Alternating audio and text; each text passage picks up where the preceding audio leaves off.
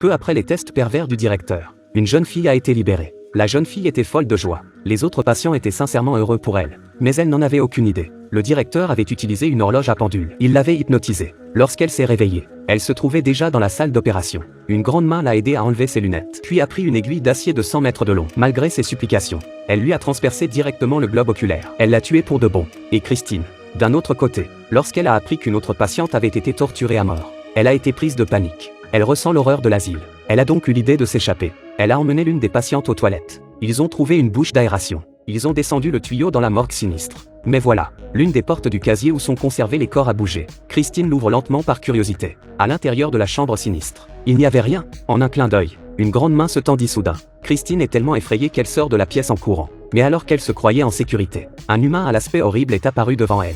Et Christine s'est évanouie. Lorsque Christine s'est réveillée, elle était saine et sauve dans sa chambre. Elle se demanda s'il y avait un fantôme dans l'hôpital.